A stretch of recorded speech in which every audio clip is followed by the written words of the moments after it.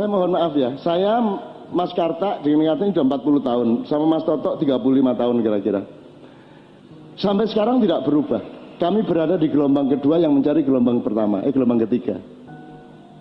Anda lihat ada berapa grup dari God Bless, dari zaman Ucok Harahap, sampai Kus Plus, sampai Panbers, Mersis, Ebit GAD, sampai zaman Noah sekarang. Leto, oke. Ya, oke. Yang ingin saya katakan kepada Anda, saya tidak pernah meningkat sejak itu sampai sekarang. Karena yang disebut peningkatan yang Anda maksud adalah peningkatan materialisme. Saya sugih, saya kondang, gitu kan, saya dadi. Sementara sejak saya kenal beliau, saya umur 19 tahun, kelas 18 tahun, saya masih kelas 3 SMA, saya sudah menolak 4-5 hal itu. Aku ora golek kondang, aku ora golek sugih, aku ora golek dadi opo-opo, aku ora golek jabatan, aku ora golek kabeh kuwi, aku ora tertinggal. Nek bangsa Indonesia disebut bangsa terbelakang, aku ora terbelakang. Kita kan disuruh jadi bangsa yang maju. Terus kita sebut ada kemajuan, itu maksudnya saya sugih, ngono. Saya tidak mau dari dulu. Itu bukan tujuan saya, jadi saya tidak pernah tertinggal oleh orang barat. Kalau menurut saya pribadi, orang barat jauh di belakang saya.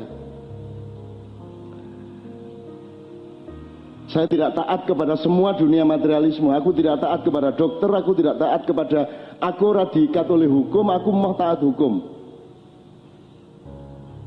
Bilang sama ahli-ahli hukum dan perangkat-perangkat hukum Indonesia bahwa saya tidak mau taat hukum Indonesia. Kenapa? Karena yakadu zaitu hayudhi'u walau tamsa sunar. Kowe nggawe aturan pora, aku tetep dadi wong apik arep ngopo kowe. Ora arep nyolong, ora arep nglanggar apa-apa. Ning ora mergo kok kongkon. Nek kowe aku kon pelajari hukum tersinggung aku. Wong isine mung barang siapa, mengarani aku meneh. Aku ora. Barang siapa mencuri, barang siapa mengambil. Wingi iki aku karo Mas Toto itu sama Kiai Kanjeng ke Mamuju naik pesawat, 1 jam sebelum mendarat sudah takjil maghrib tiba. Lion Air tidak menyediakan atau air apalagi jajan, dan mereka kayaknya tidak ingat bahwa ini bulan puasa. Jadi ketika duri malah ono pengumuman, barang siapa mengambil pelampung akan mendapatkan hukuman. Loh, iki kirang gak takjil malah ngarani arep mangan pelampung gila. Lah ngono ta perasaane ning pesawat ki, dadi guyu kabeh Kiai Kanjeng asu. Wis ora takjilan malah dianggap arep ngrikiti pelampung. Jadi itu benturan antara gelombang kedua dengan gelombang pertama. Nah, Anda teman-teman sekalian, saya sarankan mulai malam hari ini Anda dikuasai oleh gelombang pertama, betul enggak? Dikuasai oleh materialisme, dikuasai oleh undang-undang negara, dikuasai oleh macam-macam yang mereka jalankan secara tidak jujur. Tapi saya ingin nyatakan kepada Anda tidak boleh tertekan oleh gelombang pertama.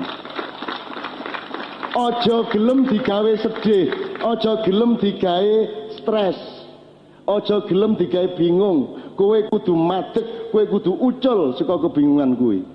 Kowe kudu mengelak, kowe kudu ngatasi. Karena kamu adalah manusia gelombang kedua yang mencari gelombang ketiga. Gitu loh. Saya tadi cerita dari Ucok Harahap nganti saiki kowe ndelok. Berapa grup timbul tenggelam aku karo contoh Kiai Kanjeng ki ke tahun 76 nganti saiki ra tau leren. Padahal kita tidak pernah mencari kondang, tidak pernah mencari job. PY. Tidak pernah. Dan saya kesini ini juga tidak dalam rangka profesi saya.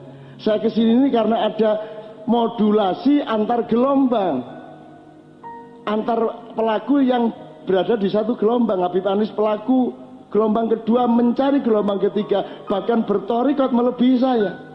6 tahun setengah ning kuburan ben bengi. Coba, iya dah. Loh, kuwi aku ora tau nglakoni ngono, soalnya aku ora perlu nang kuburan wong roh-rohe sing mara nang nggon aku. Nek aku lak ngono kuwi. Itu kan karena mencari cahaya sejati, gitu loh teman-teman sekalian. Mencari, nah saiki ke ngene loh. Sego itu cahaya, kerak cahaya. Ning maknane sego kuwi gelombang cahaya. Ning barokah sego kuwi cahaya sejati, ngerti ya? Kowe duwe duit 1.000 rupiah, 5.000 rupiah, 10 rupiah. Duitnya itu kerak materialisme yang tidak bermutu. Tapi begitu kamu menggunakan uang itu untuk sesuatu yang baik, dia menjadi gelombang kedua. Begitu dia membarokai kiri kananmu, anakmu, istrimu, dan tetangga-tetangga, maka dia menjadi gelombang ketiga. Jadi tidak menolak materialisme, tidak. Saya tidak menolak Indonesia. Tapi jangan Indonesia menyuruh saya untuk memaknai hidup ini seperti bagaimana kamu memaknai. Saya datang ke pengajian bukan karena saya ustadz. Saya tidak memaknai diri saya sebagai ustadz. Apa ustadz ki? Dolek ono ning Quran kata ustadz ning ono. Kok saiki ustadz itu dadi profesi sing dijunjung-junjung tinggi. Njur kudu duwe jargon jamaah. Apa kuwi? Itu peristiwa gelombang agama spiritual atau peristiwa materialisme dan kapitalisme? Kalau Anda nonton TV,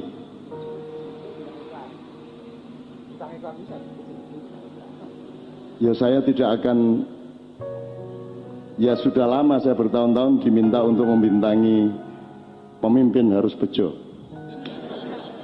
Kita 3 tahun saya tolak terus, akhirnya minta Mbak Novia juga menolak, akhirnya ke Pak Mahfud. Aku ya anakku nesu langsung, sing SMP kelas 1. Itu yang ayah mau jadi bintang iklan. Iya, kalau sampai terjadi ayah yang ngomong pemimpin harus bejo, kita nggak usah ngomong seumur hidup. Menunggu ya anakku nesu, pemimpinku harus bejo, dia ngomong ngono. Pemimpin itu harus tanggung jawab kok bejo.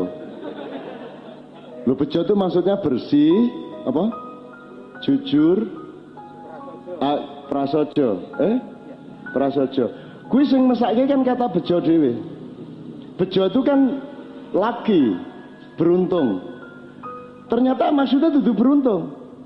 Tak nesu ta kuwi sing jenenge nek kowe dadi bejo, kan nesu ta. Asemi tak pikir aku sing dimaksud ternyata ora ya, jujur, sportif. Lho kowe iki bejo apa jujur? Ada tau bejo karo jujur ki. Wong buktine sing jujur malah ra bejo e. Dadi piye to karepe bejo iki? Dadi iki lho, wong Indonesia ini wis nyembah brahala, salah le milih brahala, le nyembah wae keliru. Maka Anda kesini ini menurut saya Anda pencari cahaya sejati. Anda manusia gelombang kedua, dan Anda jangan mau tertindas oleh gelombang pertama. Meskipun Anda tidak bisa merubahnya, tidak apa-apa, tapi Anda tidak boleh menjadi budak dari gelombang satu yang mengatakan Jakarta beriman, Gusti Allah GR. Ini Gusti Allah, kaido beriman karo aku. Ngono ta Gusti Allah. Terus Jibril kandha, senes niku maksudnya senes beriman, niku maksudnya bersih, indah, nyaman. Terus Gusti Allah ngene, anggon lonte ya bersih, indah, nyaman ngono kuwi. Masa Sunan Kuning ning Semarang ora bersih, sapa sing gelem teko? Masa ora indah, sapa gelem ora nyaman, sapa gelem tuku, kan ngono. Nek beriman, nek bersih indah nyaman, bersih indah nyaman. Saya sudah menyarankan Jakarta merubah dari Jakarta Beriman menjadi Jakarta Benyamin S. Wis tak sarankan yang ora diterima.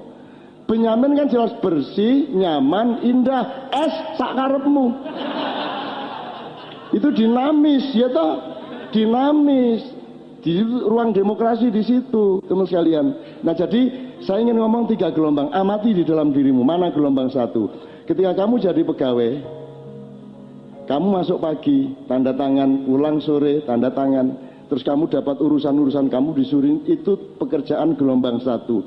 Tapi dia bisa menjadi gelombang 2 tergantung caramu memaknai, kan gitu.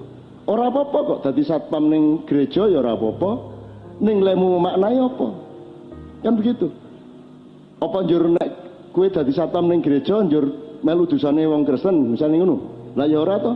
Oh Gusti Allah pekok ngono kuwi, lah ya ora. Masa Tuhan ngukurnya begitu? Nek tuku apa-apa kudu delok sing dodol wong Islam apa dudu ngono. Piye carane? Nek nolong kudu didelok.